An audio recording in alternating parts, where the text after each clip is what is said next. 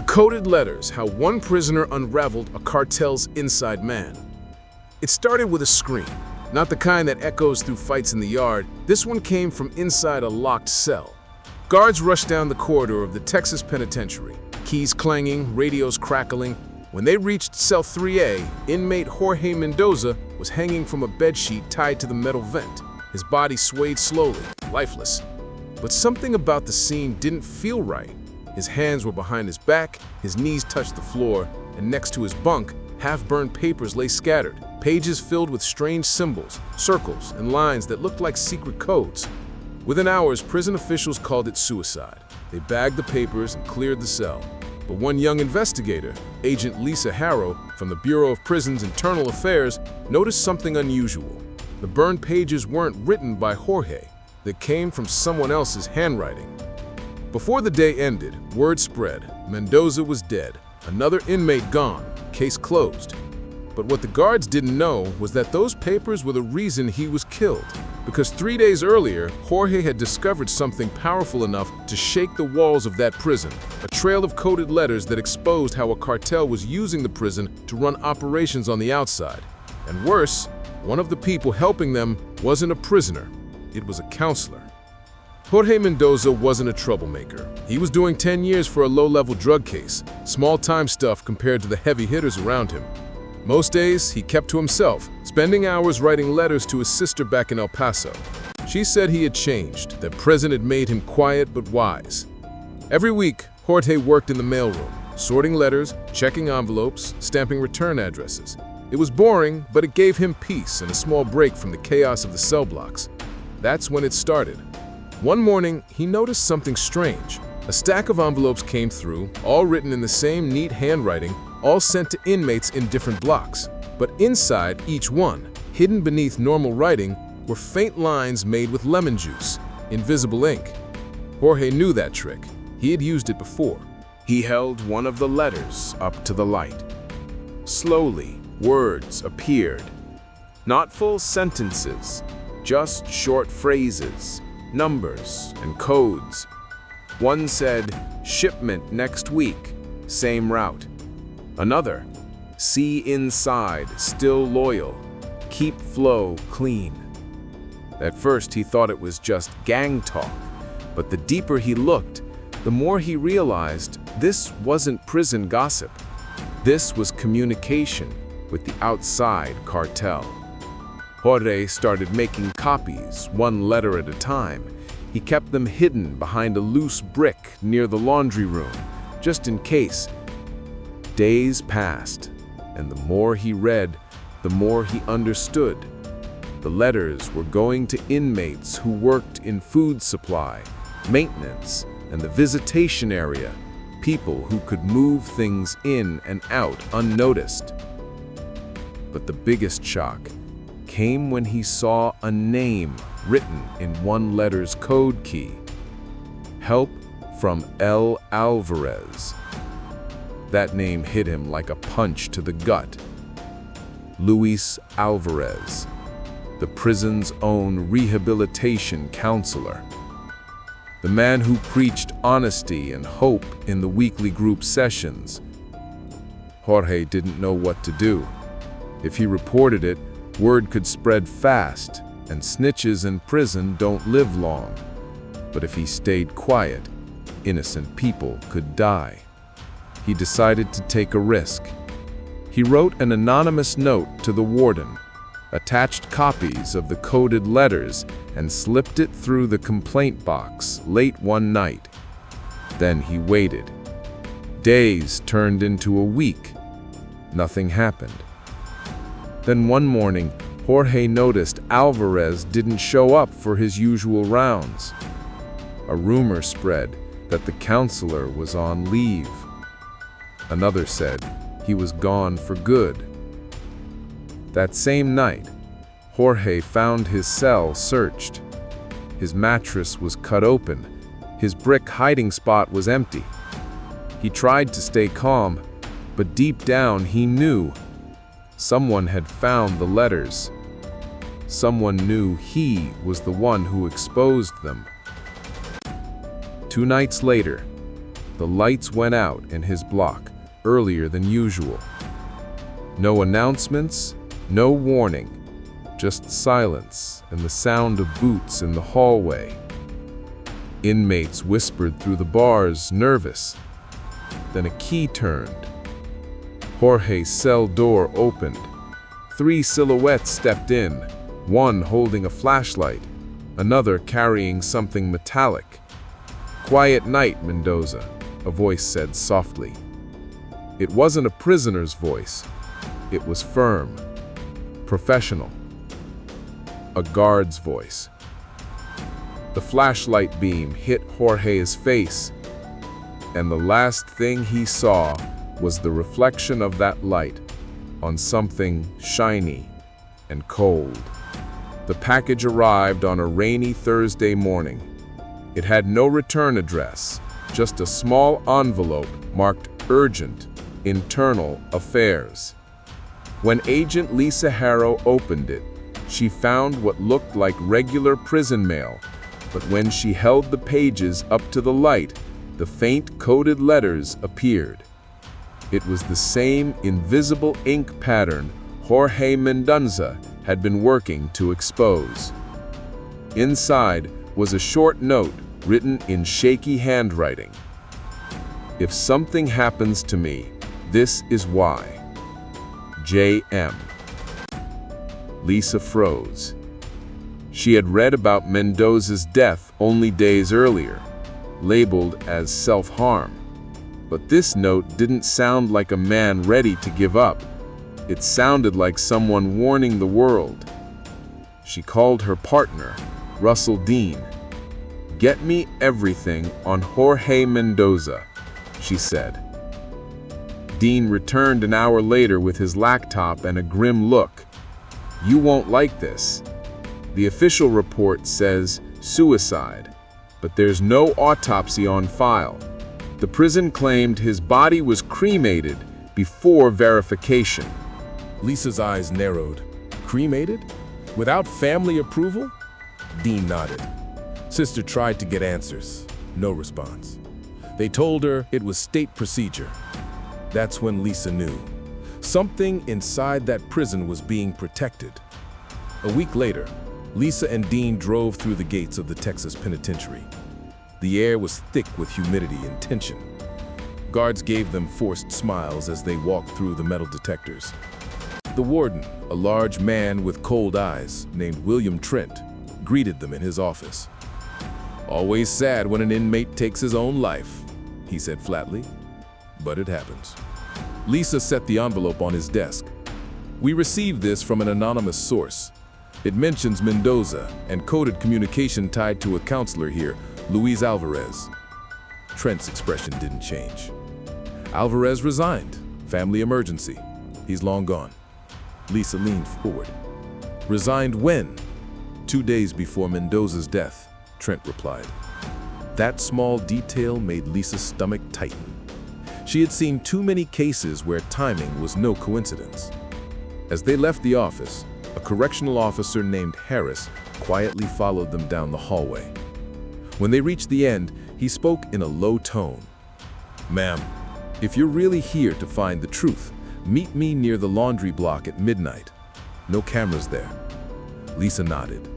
She didn't know whether to trust him, but in a place like this, information came with risk.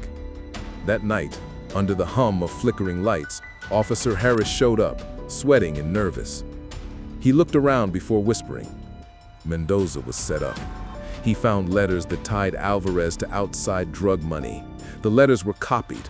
Someone high up found out.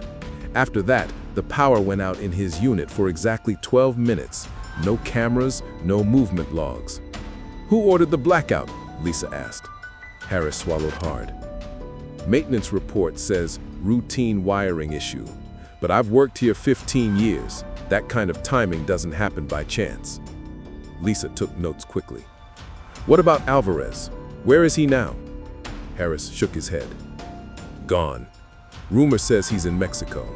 Some guards said he used fake clearance papers to get out. He knew things no counselor should know. Routes, drop spots, outside names. Mendoza saw too much. 2 days later, Lisa and Dean visited Rosa, Mendoza's sister, at her small home in El Paso. She held a framed photo of Jorge, smiling, young, clean-cut. She said, "He told me he was scared. He said he found something dangerous, but he wanted to make it right." Lisa asked, "Did he ever send anything to you?" Rosa nodded and went to a drawer, pulling out a small stack of letters. "She told me to keep these safe. She said if anyone ever asked, to give them to someone from Washington." Lisa carefully opened the first one. Inside were more coded pages, written in invisible ink. The message, once revealed under light, made her heart pound. "If Alvarez runs, follow the money. The shipments move through uniforms." Dean looked up. Uniforms? That means correctional staff. Lisa knew they were sitting on a bombshell. If prison employees were helping move cartel shipments, this wasn't just one counselor, it was a full-scale operation. Back at headquarters, they ran Alvarez's name through national databases. Within minutes, a hit came back. Luis Alvarez had crossed into Mexico 2 days after Mendoza's death using a falsified federal ID. Lisa stared at the screen. He's not hiding, he's protected. Dean frowned. Protected by who? She didn't answer, but the truth was becoming clear. Someone powerful wanted Alvarez gone and Mendoza silenced. She leaned back in her chair, eyes focused on the coded letters. If Mendoza was killed for finding these, then these letters are the key. She flipped one of them over and noticed something she hadn't seen before. Faint imprints, like a seal pressed into the paper. When she held it under the light, 3 letters appeared. DOC, Department of Corrections.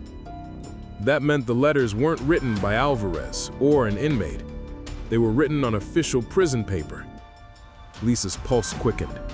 "Russell, these didn't come from the outside." He frowned. "Then where?"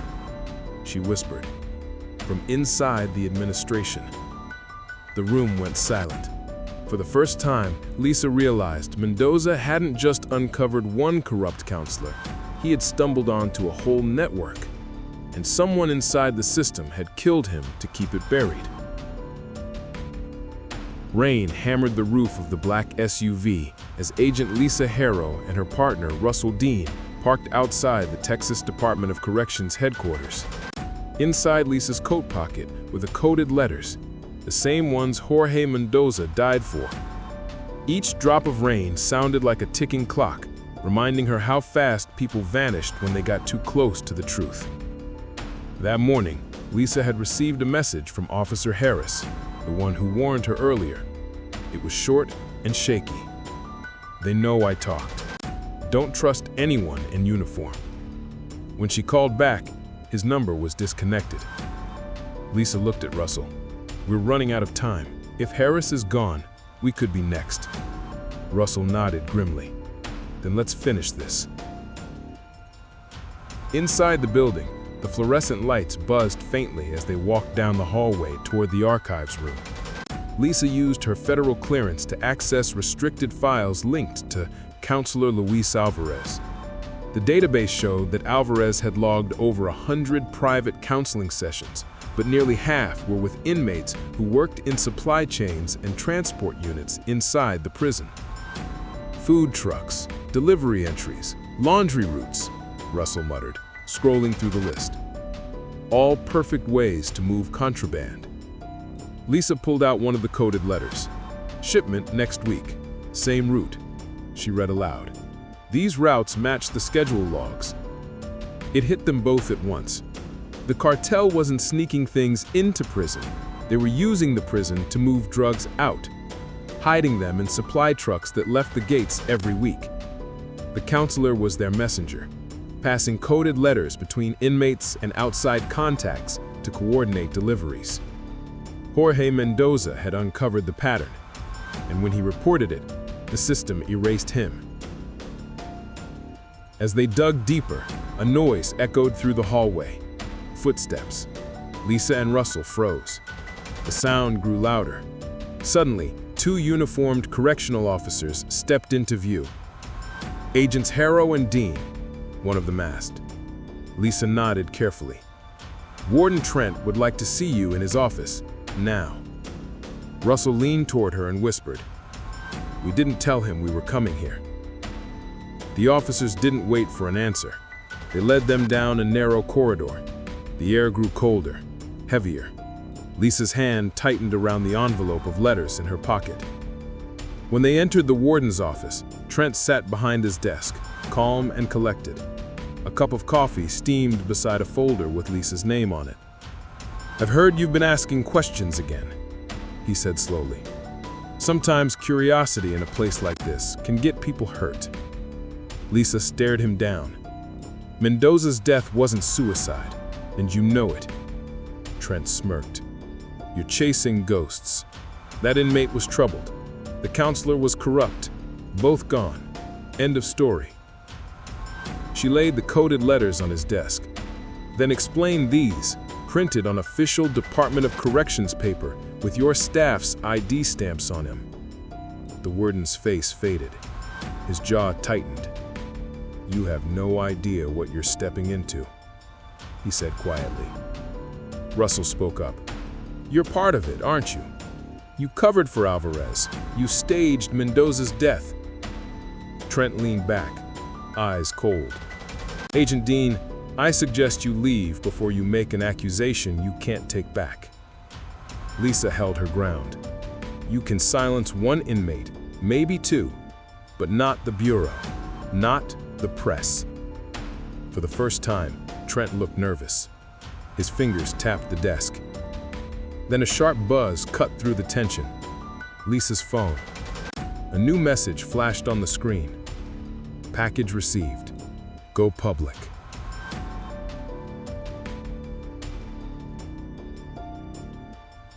She looked at Russell, then back at Trent. "You should turn on the news." Minutes later, across Texas, every major network broke the story. FBI investigation uncovers cartel ties to state prison officials. Whistleblower's death sparks federal probe into Texas penitentiary. Photos of Jorge Mendoza appeared on screens everywhere. His letters, now decrypted, showed routes, payment trails, and even staff payroll accounts linked to cartel money. Trent's phone began ringing non-stop. He ignored it, staring at the agents with fury in his eyes. "You leaked classified evidence," he growled. Lisa replied coldly, "No, I released the truth." At that moment, officers from the U.S. Marshal Service burst through the door. "Warden William Trent, you are under arrest for conspiracy, obstruction, and accessory to murder." Trent stood frozen as his hands were cuffed. "You think this ends with me?" he spat. "There are others. Above me, you'll never find." Lisa stepped closer. "Maybe not today, but we will." Weeks passed. The investigation spread across multiple states. Dozens of officers, suppliers, and contractors were charged. Alvarez was found hiding near Monterrey, Mexico, and extradited to the U.S. When questioned, he confessed everything. The cartel had paid him to recruit prison staff to move drugs hidden inside food deliveries. Warden Trent took bribes to look the other way, and when Jorge Mendoza found out, they staged his death to keep him silent. But Mendoza's letters, sent secretly to federal agents before he died, became the evidence that broke the case wide open. Lisa visited his sister, Rosa, one last time. She handed her a sealed envelope with the federal seal. Inside was a letter of recognition and a note Lisa had written herself. "Your brother wasn't just an inmate. He was brave enough to tell the truth when no one else would. He saved lives." Rosa wiped her tears. "He always said the truth matters, even if it costs you." Lisa nodded. He was right. That night, Lisa stood outside the prison gates as the sun set behind the razor wire. The place looked quiet, almost peaceful, but she knew what had happened inside would never really fade. Jorge Mendoza's story had exposed more than corruption. It showed how far darkness could spread when people stopped asking questions. As the wind blew through the fences, she whispered softly, "Justice doesn't erase the pain, but at least now the world knows." And with that, she walked away, leaving behind the coded letters that started it all.